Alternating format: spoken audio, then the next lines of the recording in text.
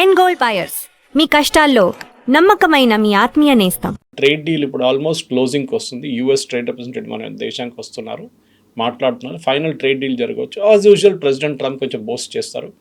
మోదీ గారు ఇన్వెస్ట్మెంట్ చేస్తా అన్నారు, ఇన్ని ఇన్వెస్ట్మెంట్ పెడతా అన్నారు. మోదీ గారు పర్సనల్ ఇన్వెస్ట్మెంట్ ఏం చేయరు, గవర్నమెంట్ ఆఫ్ ఇండియా కూడా ఇన్వెస్ట్ చేయరు. అక్కడ చేస్తున్న వాళ్ళు ఎవరు? అదానీ కానీ అంబానీ కానీ మిగతా కంపెనీ వాళ్ళు ఇన్వెస్ట్ చేస్తున్నారు. ఈవెన్ మన దగ్గర ఉన్న ప్రతి సాఫ్ట్వేర్ కంపెనీకి అక్కడ ఆఫీసెస్ ఉన్నాయి. టీసీఎస్ కానీ, ఇన్ఫోసిస్ కానీ, కాగ్నిజెంట్, వీళ్ళందరికీ ఆఫీసెస్ ఉన్నాయి అక్కడ. So that is the investment ఆయన అంటున్నారు. కానీ ఎవరు ప్రెసిడెంట్ ట్రంప్ని అంత సీరియస్ తీసుకోక్కర్లేదు. Is in a very very weak position right now. So ఆయనకి కావాల్సిన ఆప్టిక్స్ అన్ని చూసుకుంటున్నాడు, ఎక్కడెక్కడ వెళ్ళాలని. మీరు చూస్తుంటారు, నేను గ్రూప్ ఫోటో తీసినప్పుడు అది పెద్ద డిస్కషన్ అమెరికన్ ఛానల్స్లో. గ్రూప్ ఫోటో తీసుకున్నప్పుడు ఫ్యామిలీ ఫోటో అంటారు దాన్ని. G7 and extended family. ఎందుకంటే G7లో 7 ఉన్నారు, దానికి కూడా ఎక్స్టెండెడ్ ఫ్యామిలీలో 20 మంది ఉన్నారు. అందులో మోదీ కూడా ఉన్నారు అందులో. సో ఆ టైంలో ప్రెసిడెంట్ ట్రంప్ ఒక్కరే తిరుగుతున్నారు అక్కడ ఆ స్టేజ్ మీద. మిగతా అందరూ వాళ్ళు మాట్లాడుకుంటున్నారు, షేక్ హ్యాండ్ చేస్తున్నారు, హగ్ చేసుకుంటున్నారు, అన్ని చేస్తున్నారు. కానీ ప్రెసిడెంట్ ట్రంప్ ఒక్కరిగా ఉండిపోయారు స్టేజ్ మీద. ఎవరితో ఇన్వాల్వ్ అవ్వట్లేదు, ఎవరు అలర్ట్ కూడా లేదు ఆయన దగ్గరికి. Because nobody wants to be associated with him. అందుకే ఈ సిచ్యువేషన్లో చాలా ఏం చెప్తారు, కాంప్లికేటెడ్ డిప్లొమాటిక్ ప్రొసీజర్లో ఉన్నాను ఇప్పుడు. ప్రెసిడెంట్ ట్రంప్ని ఎవరు కలవడానికి వెళ్ళారు. సో మోదీ గారు కాంప్లిమెంట్ చేసింది చాలా బాగుంది. ఇండియాకి ప్రొటెక్షన్ ఇస్తామన్నది అది కూడా మనం అంగీకరించక్కర్లేదు.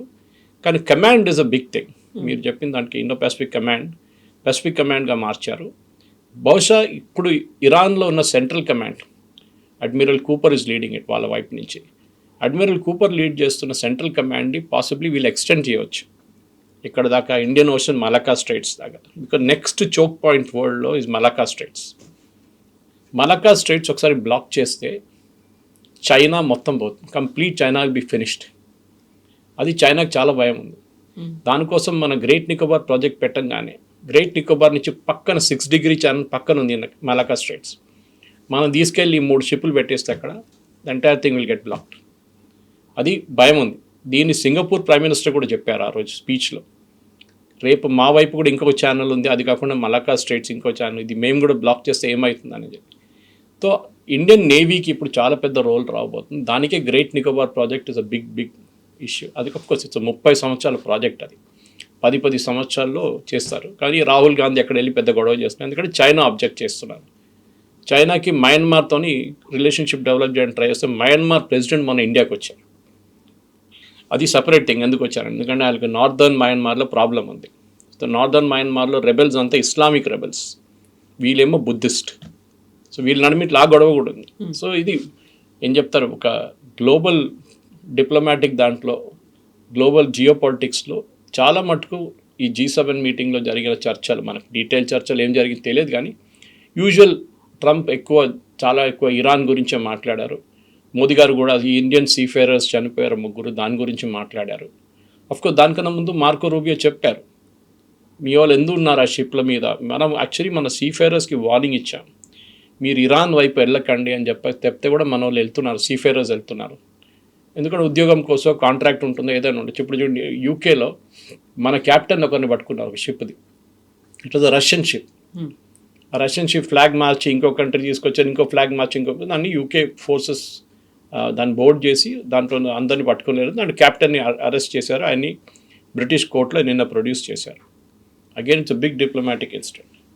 ఎందుకంటే ఇప్పుడు మన భారతదేశం ఏం చేయాలి, మనం ఒక బ్రిటిషర్ని 2-3 అరెస్ట్ చేయాలి. మన ఇక్కడ అరెస్ట్ చేసి క్విట్ ప్రోకో ఇస్తే మేము రిలీజ్ చేస్తామంటే రిలీజ్ చేస్తారు అప్పుడు వాళ్ళు. ఇదే జరగబోతుంది.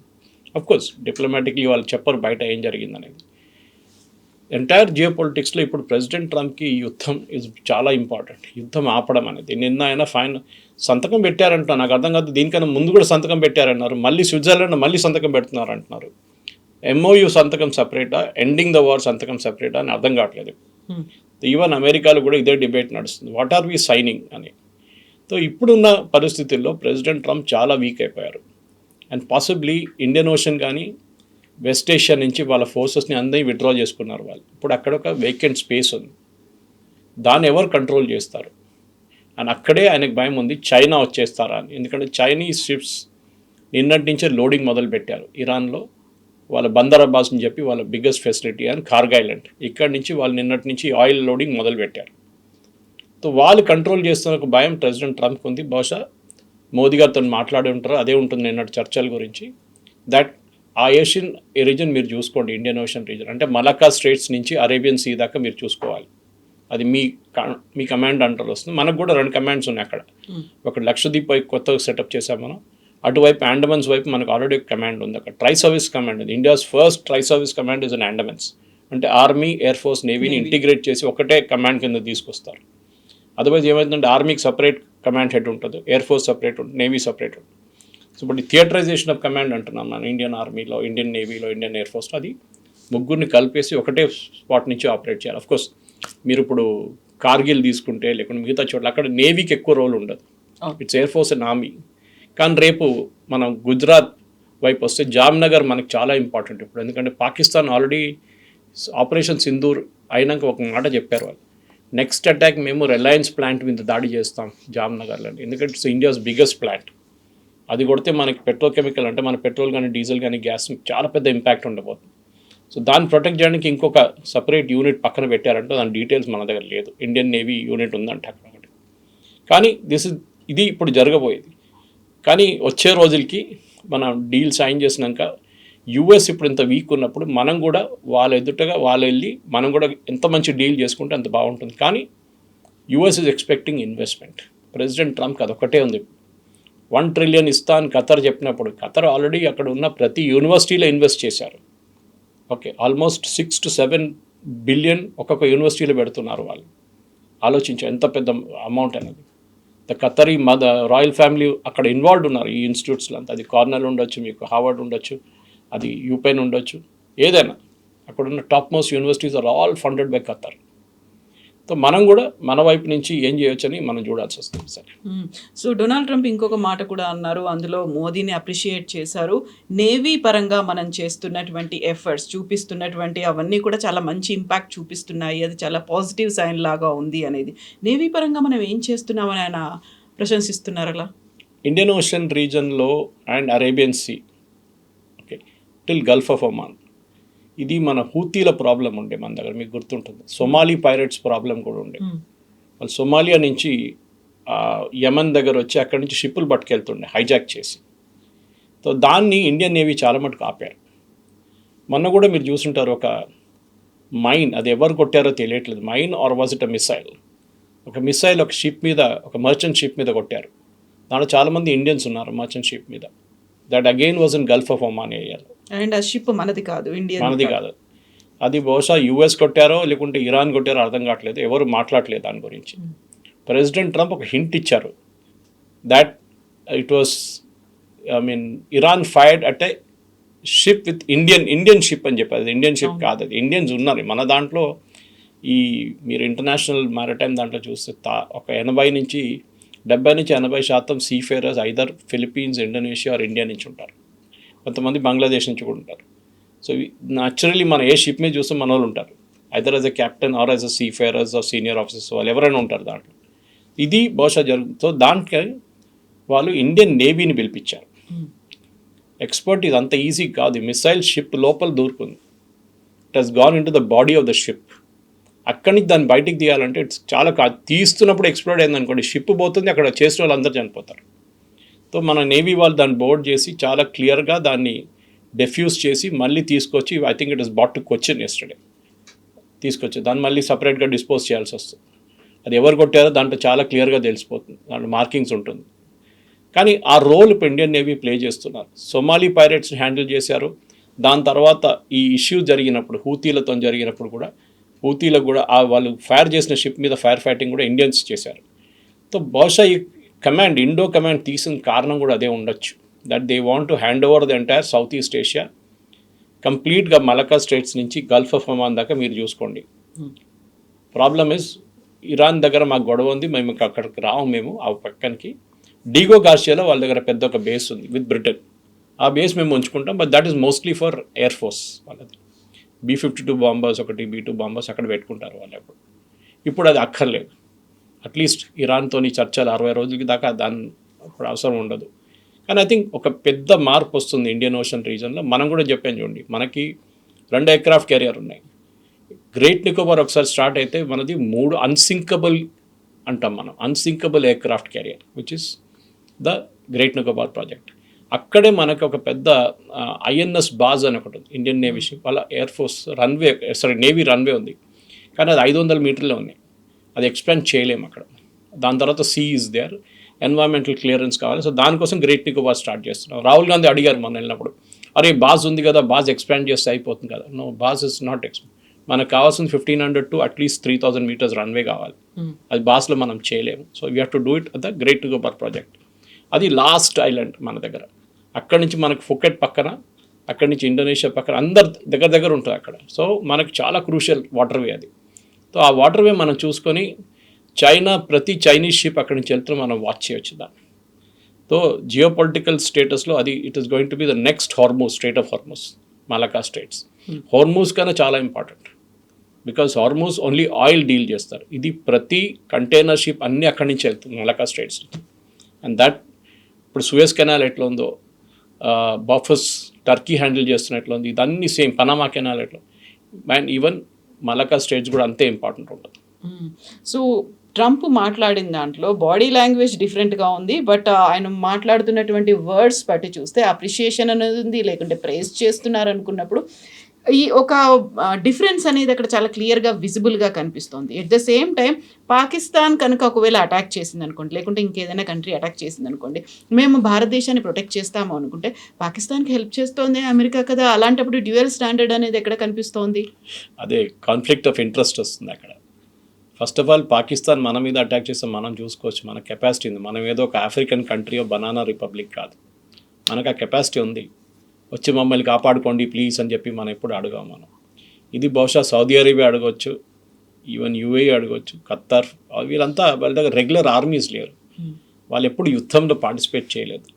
ఆ ఏరియాలో యుద్ధంలో పార్టిసిపేట్ చేసిన 2 దేశాలు ఉన్నాయి, ఒకటి Iraq and one is Iran. మిగతా ఎవరు యుద్ధం చూడలేదు. To certain extent Kuwait, Saddam Hussein వెళ్ళి అటాక్ చేసినప్పుడు మీకు గుర్తుంటుంది. కానీ ఈ 3 కంట్రీస్ పక్కన పెడితే మిగతా వాళ్ళ దగ్గర ఏ కెపాసిటీ లేదు. ఇన్ఫ్యాక్ట్ మనం ఒక టైఅప్ చేసుకున్నాం, మీకు గుర్తుంది కవిత గారు, మనం మోదీ గారు వెళ్ళినప్పుడు యూఏఈతోని 1 నెల ముందు మనం ఒప్పందం చేశాం, దాని డీటెయిల్స్ బయట పెట్టలేదు. It's defence deal. అంటే యూఏఈ దగ్గర సేమ్ ప్రాబ్లం, వాళ్ళ దగ్గర దుబాయ్ దగ్గర ఆయిల్ లేదు, అబుదాబి దగ్గర ఆయిల్ ఉంది. సో వాళ్ళు ఎమిరేట్స్ కదా, ఎమిరేట్స్ వాళ్ళు it's separate countries actually, but they are United Arab Emirates. So వాళ్ళకి ప్రొటెక్షన్ కావాలి. సో వాళ్ళు ఏం చేశారు, ఫస్ట్ ఇప్పుడు ఈ మిసైల్ అంతా ఇరాన్ కొట్టడం మొదలుపెట్టినప్పుడు ఇజ్రాయెల్తో ఒక ఒప్పందం ఉంది వాళ్ళకి. సో ఐరన్ డోమ్ తెచ్చుకున్నారు ఇజ్రాయెల్ నుంచి. ఇన్ఫ్యాక్ట్ ఇజ్రాయెల్ ఫుల్ టీమ్ని పంపించారు దాంతో ఆపరేట్ చేయడానికి. అది చాలా సక్సెస్ఫుల్గా అడ్డుకున్నారు వాళ్ళు. ఇప్పుడు ఇజ్రాయెల్తోని first nation who signed up, మన ప్రెసిడెంట్ ట్రంప్ ఎప్పుడు చెప్తుంటారు చూడండి, you have to sign up the Abraham accord అని. ఫస్ట్ దేశం అబ్రహాం అకార్డ్ సైన్ చేసింది UAE. El Al airlines, Israeli airline land చేసింది ఫస్ట్ యూఏఈలో, ఆ ఏరియాలో.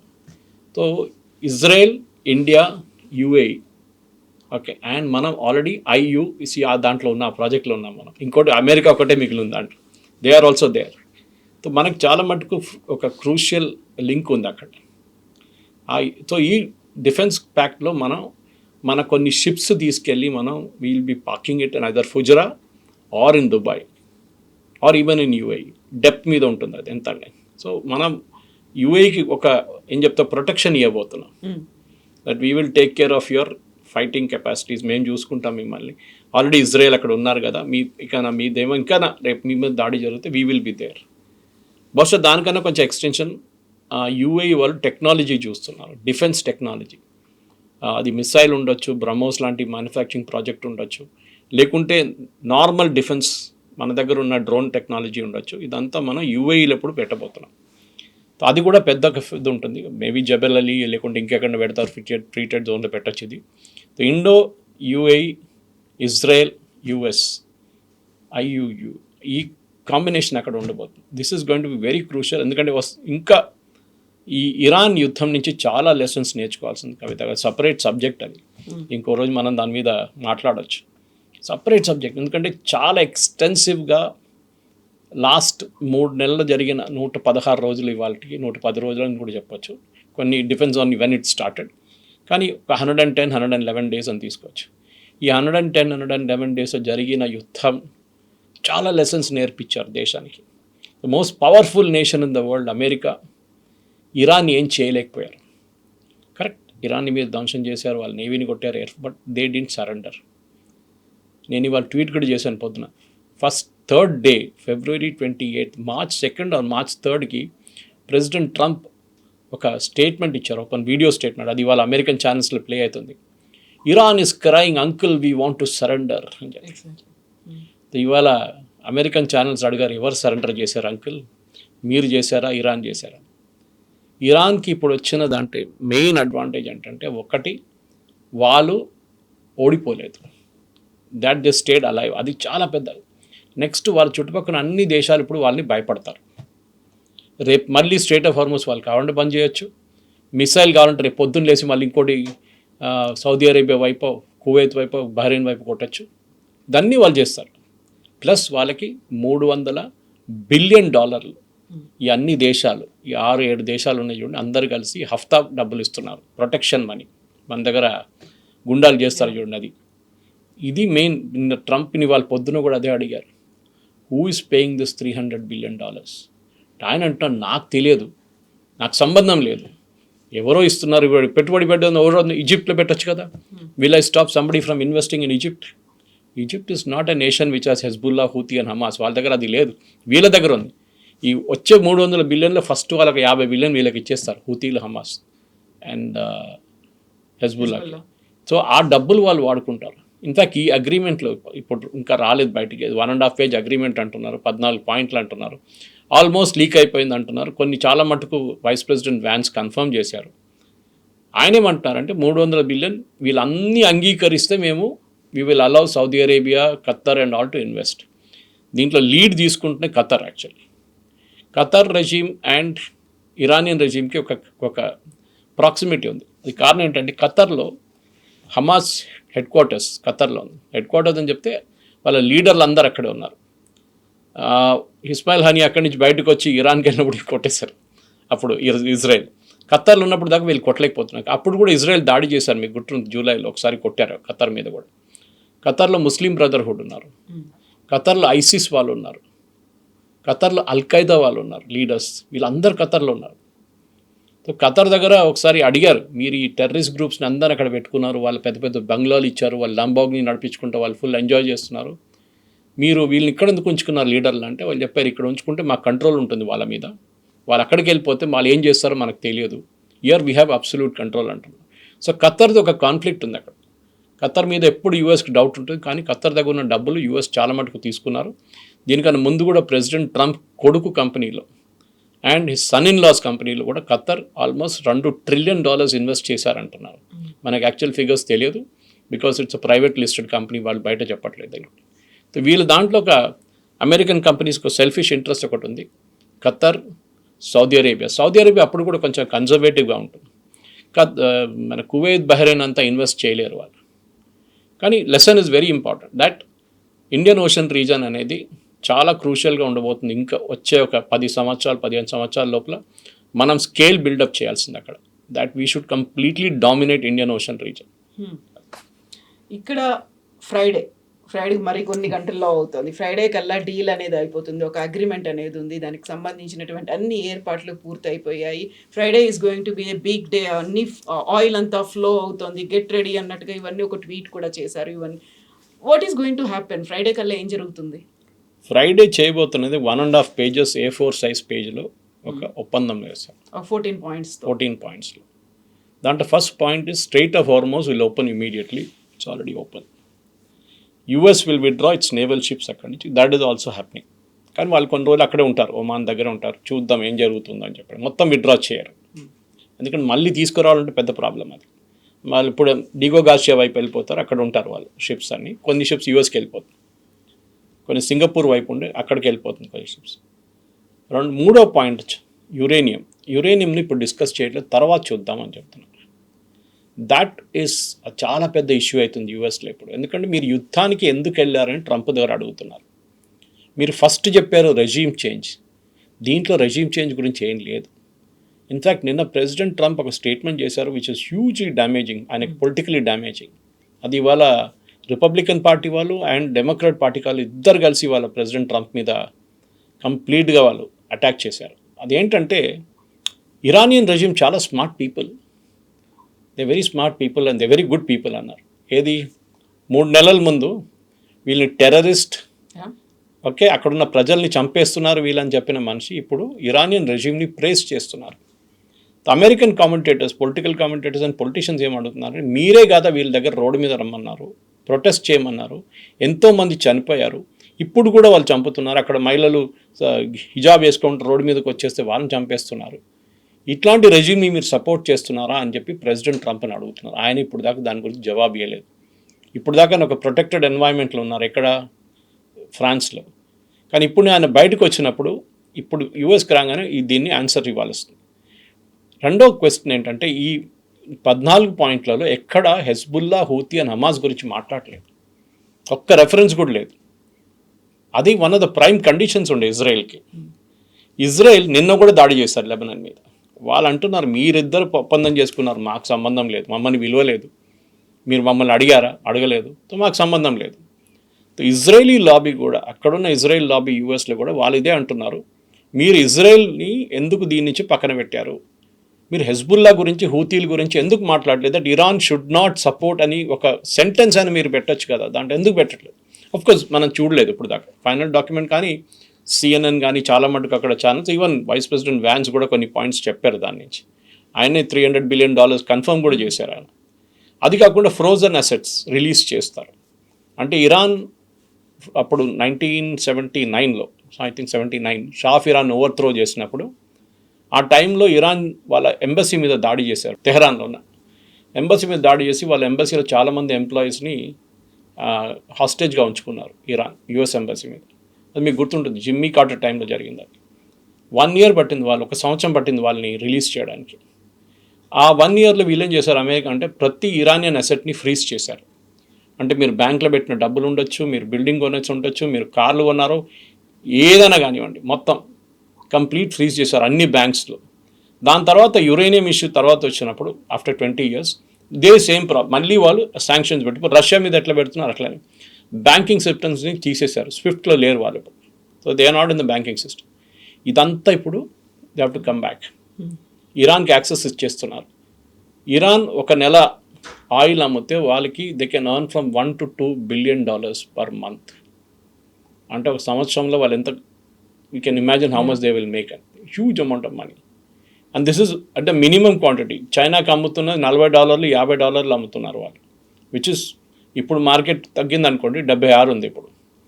76లో అమ్మకపోతే కూడా 50లో అమ్ముతారు చైనాకి, ఎందుకంటే చైనా దగ్గర నుంచి వాళ్ళకి చాలా మటుకు రా మెటీరియల్స్ వస్తుంది. ఈ మిసైల్ ప్రోగ్రామ్ కావాల్సిన అల్యూమినియం కానీ, ఐరన్ పార్ట్స్ కానీ, ఎలక్ట్రానిక్స్ అంతా చైనా నుంచి వస్తుంది. సో చైనాని హ్యాపీగా హ్యూమర్లో ఉంచుకుంటారు. కానీ ఇరాన్కి ఇప్పుడున్న అడ్వాంటేజ్ ఏంటంటే they are having an upper hand. So ఆ ఫ్రైడే రోజు మీరు చెప్పినట్లు ఒప్పందం పెట్టినప్పుడు ఎప్పుడు అంటారు ఇంగ్లీష్లో, the devil is in the details అంటారు.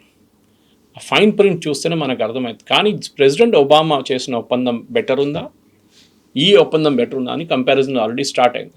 In fact first sentence of uranium, Iran will never possess అని ప్రెసిడెంట్ ట్రంప్ చెప్తున్నప్పుడు అగ్రిమెంట్లో ఉన్న వర్డ్ ఇరాన్ అఫర్మ్స్. అంటే మేము ముందు కూడా అగ్రి చేసాము, మళ్ళీ వీఆర్ జస్ట్ రిపీటింగ్ ఇట్. ఎందుకంటే ఇది వాళ్ళ అయోతోలా, ద ప్రీవియస్ అయోతోలా సుప్రీం లీడర్ ఒక ఫత్వా ఇష్యూ చేశారు, దట్ మన ఇస్లాం ప్రకారం మనం న్యూక్లియర్ బాంబ్ పెట్టుకోకూడదు అని చెప్పి. ఆ ఫత్వా ఇప్పుడు కూడా ఉంది. అది పట్టించుకుంటలేరా, అది డిఫరెంట్ థింగ్ ఆల్ టుగెదర్. రేపు చెప్పొచ్చు ఆయన చెప్పాడు కదా మేము పట్టించుకోమని చెప్పి. మళ్ళీ మీరు ఎందుకు ప్యూరిఫై చేస్తున్నారు, 60% దాకా ఎందుకు వచ్చారు, దట్స్ ఎ క్వశ్చన్. సో ఆ యురేనియం ఒక ఇష్యూ పోస్ట్పోన్ అయింది.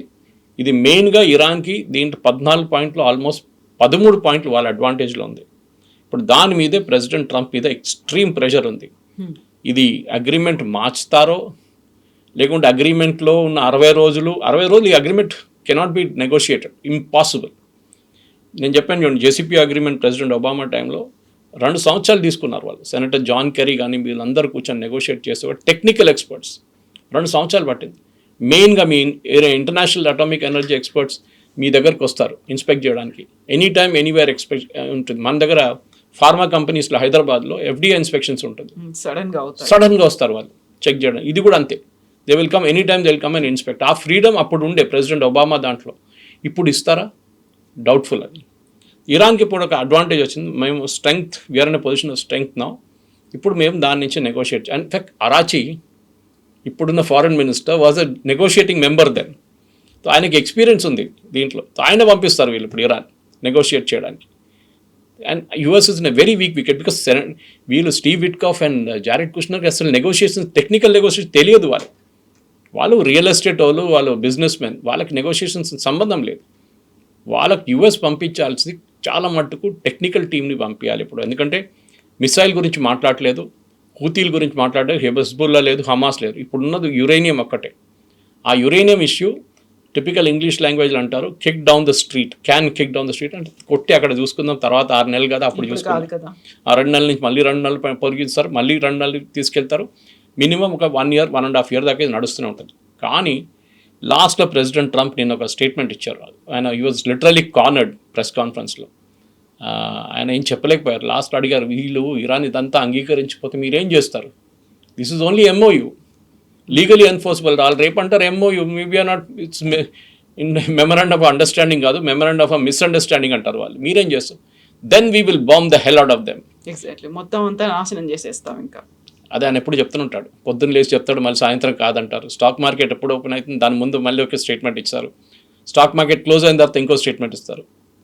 ఆయన దగ్గర నిన్ను అడిగారు, మీ అమెరికన్ ఎకానమీ మొత్తం కంప్లీట్గా పోయింది కదా, మీ ప్రజలు పాపం కష్టపడుతున్నారు, $4 పడుతున్నారు ఒక గ్యాలన్ గ్యాస్కి కానీ ఫ్యూయల్ కానీ. American stock market is doing extremely well. ఆయనకి ఒకటే మెట్రిక్ ఉంది దేశం గురించి, స్టాక్ మార్కెట్ కాదు. అది మోదీ గారు కూడా చెప్పొచ్చు, మన స్టాక్ మార్కెట్ చాలా బాగుంది అని. అది కాదు కదా, మన ప్రజలు ఎట్లా ఉంటున్నారు, మీరు ప్రజల కాస్ట్ ఆఫ్ లివింగ్ ఏంటి, ఇది చాలా ఇంపార్టెంట్.